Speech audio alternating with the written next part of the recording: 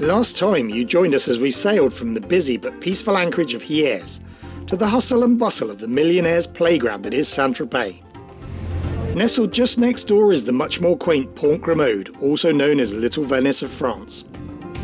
As the episode ended, we were just on our way to get fuel. This time, we wait out a strong mistral at anchor before sailing onwards towards Antibes.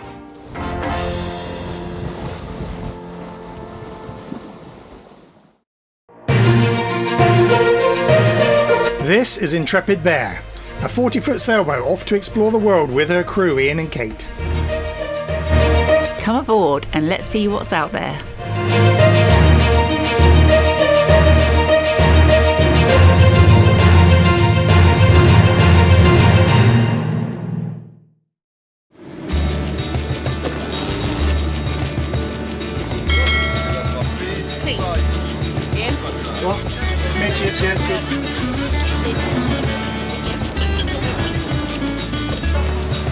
It turns out that getting onto the fuel dock was the easy bit.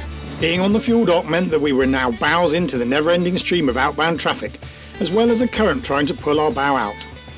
We had no right of way to pull out from the dock, but it wasn't difficult for one of those small manoeuvrable powerboats to give us a moment to get out.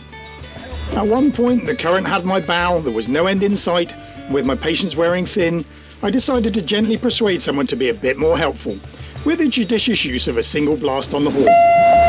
Which means I'm turning to starboard, in this case whether you like it or not.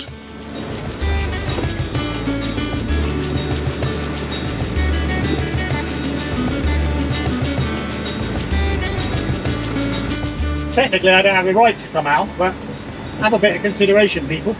They don't realise the manoeuvrability of a yacht versus their boat.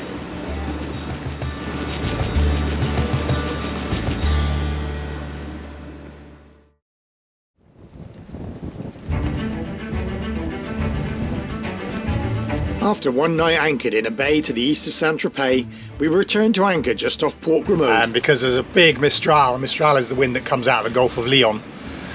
Big mistral coming over the next few days with gusts up to 45 knots or more. But it's fairly consistent that it will be northwesterly.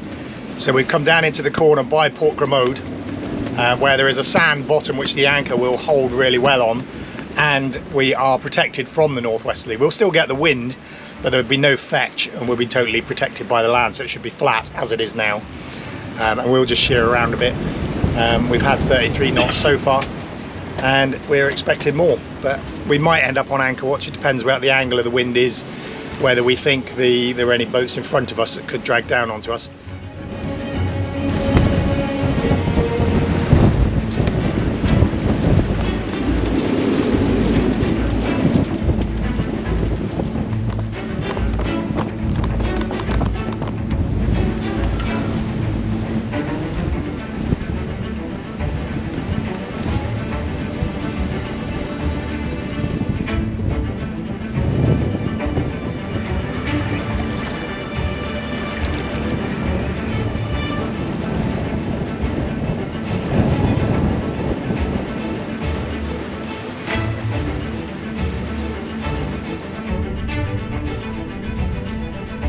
So we're at anchor and just checking the latest just on sub forecast, so 50 knots. And we always said if we were at anchor and it was really windy, we should have an anchor watch. It's 11:30. I'm going to take the first watch to finish at 3. And what we've done is we've decided on a little protocol. We've got the chart plotter set on a repeater on the iPad here, and I'm going to watch the swinging arc for the boat. The radar is set on scanning every, I think, 120 seconds. We've got a 35 metre ring set around that. So every 120 seconds it will scan, show me all the radar targets around, and if anything has breached that 35 metre ring, I'll run up and turn the engine on and also press the doorbell, which you'll have seen in one of the other episodes, is our emergency doorbell to wake Ian up. As well as the protocols I explained earlier, I'm going to go up and have a physical look around every 15 minutes outside.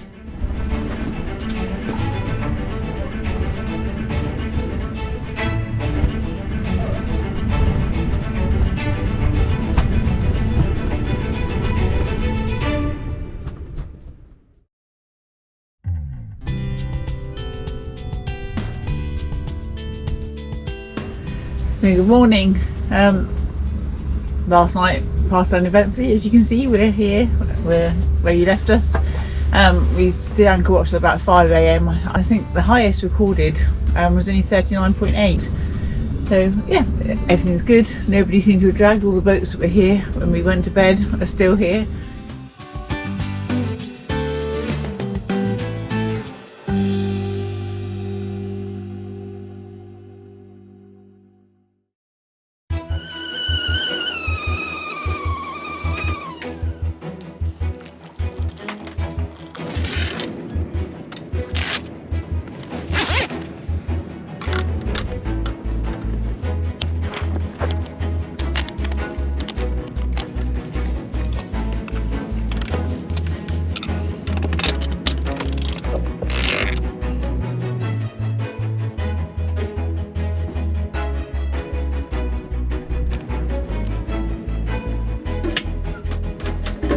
Fuel is 78%.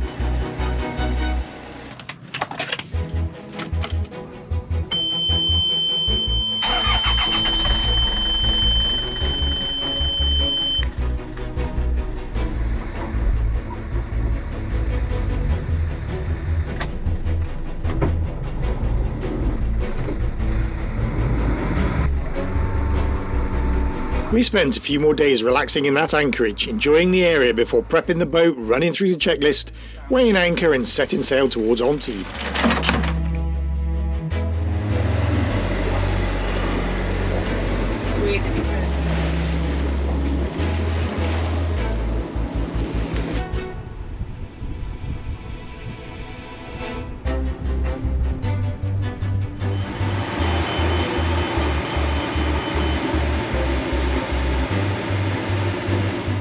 So heading out today, we've got a forecast this morning of southwesterly 10 plus knots, which would be absolutely perfect.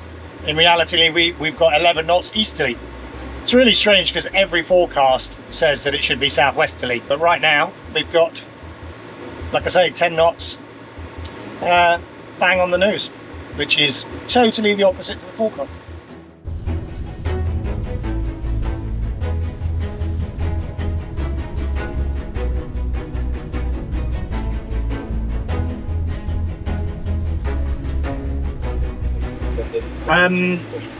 So it looks like it's really tight on the nose still, and if we slowed down the apparent wind would come back a little bit, so it might work. We'll put the main up because it will give us some drive even if we can't get the head sail to set. Do you want me to turn head to wind? Yes please. Okay.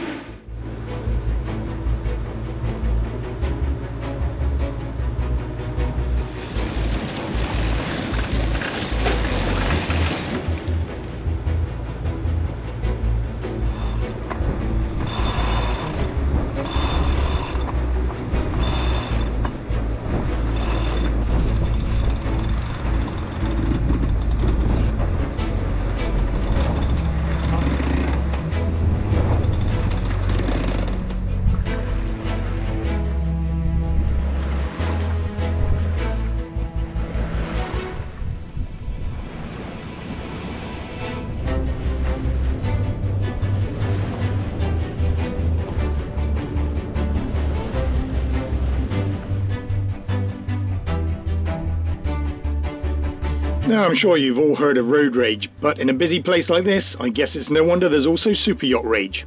I nearly spat out my sandwich. T57, slow down, you twat.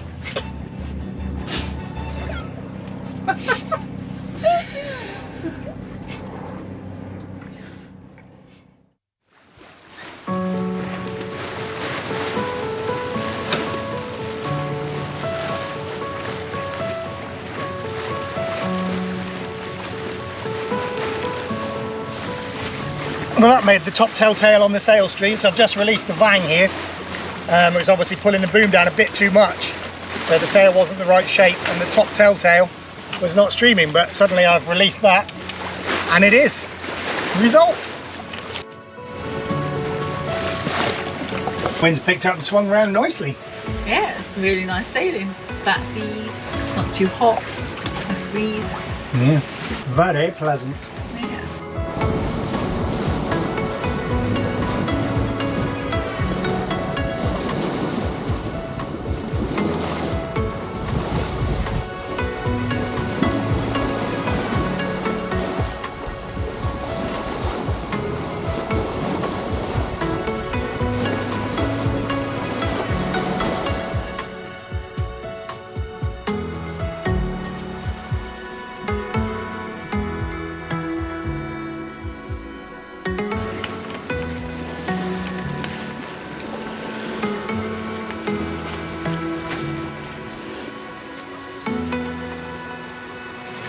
Head sail halyard's a little bit loose and the wind is picking up, so I'm just going to go and put some more tension in.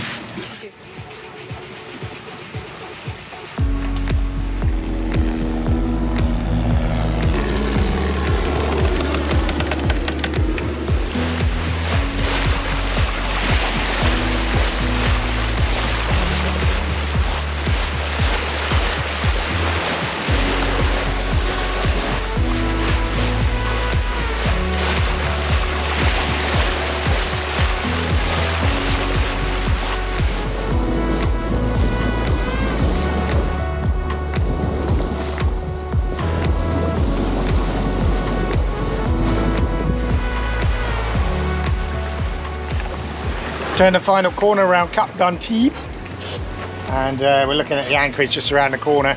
Should be protected, although the swell here seems to be coming in, just noticed as I'm talking, at a different angle, but that might be a wake.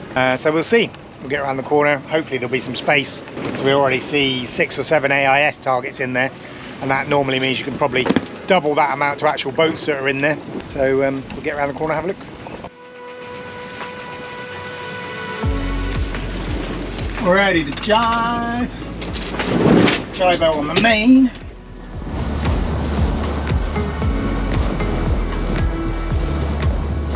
And that was released. Okay, ready? Yeah.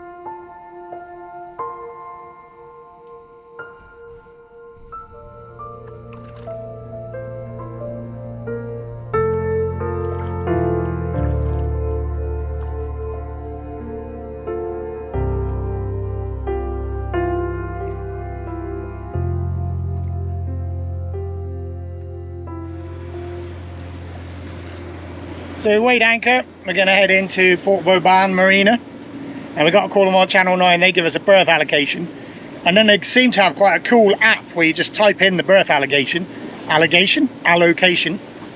it takes you to your berth. So we'll have a play with that when we get in there and give them a shout in a minute. Antibes was not in the same league as Saint-Tropez, but there were still plenty of incredible mega yachts floating in the bay. This particular one is an ex-oil rig support ship that now supports an even bigger yacht, and has, amongst other things, a basketball court and a submarine on board.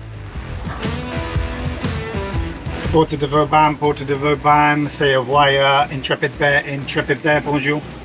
We've both been learning French online for many months now, and whilst we still have a very, very long way to go, we have reached a point where it's actually becoming useful. Intrepid Bear for Port Vauban, good afternoon, sir. Port Vauban, bonjour monsieur, nous avons une réservation et nous arrivons ici maintenant. Quel est le numéro de la place, s'il vous plaît? Oui, le numéro de la place, Intrepid Bear, c'est E533, Echo 5 33.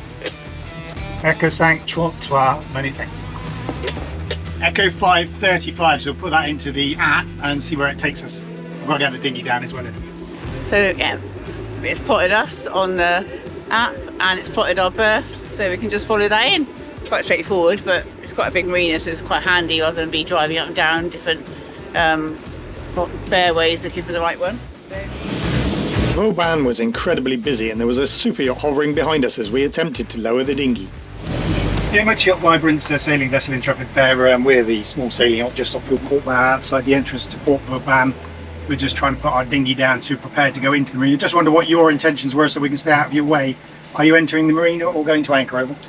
No, we'll be entering and Brain now. We're just waiting for permission to go on board. Over. Vibrant's Intrepid Bear, that's all noted. Many thanks. Returning to 16. Over.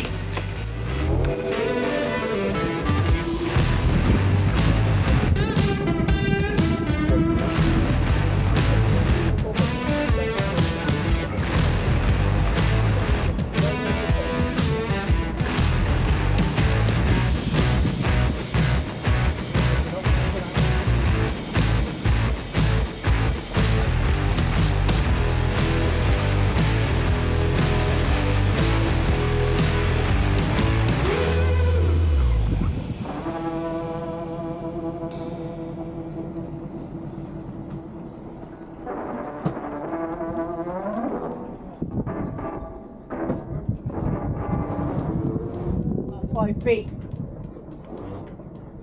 Right, I'm blowing away so as quick as you can, mate. Yeah, just make it off on it. That's it, perfect, thank you. You probably won't be able to get back on, but I'll probably be alright for a minute. I'll be back for you.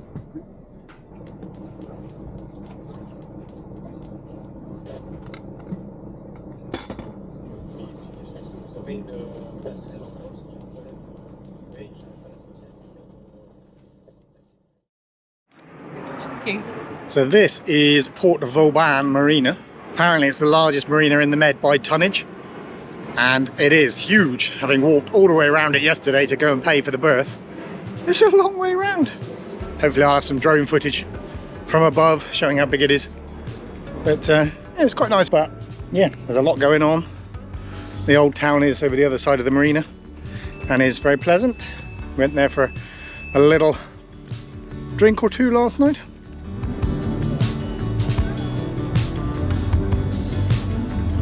So now this morning we're going to go up and have a look at the castle, which is up behind the marina here, and it opens at 10 o'clock. It's 9:05 now, so take a slow wander and go check out the castle.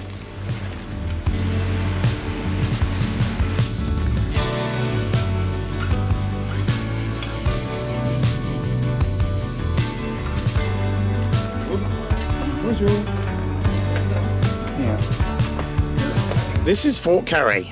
It's believed that the first fortifications were built on this site in 1553, and Henry III of France added the 4 bastions in 1556. This is when it became Fort Carré, translated as the squared fort. It saw action in various troubles, and at one point Napoleon Bonaparte himself was briefly imprisoned here. That was in July 1794. It is an impressive construction.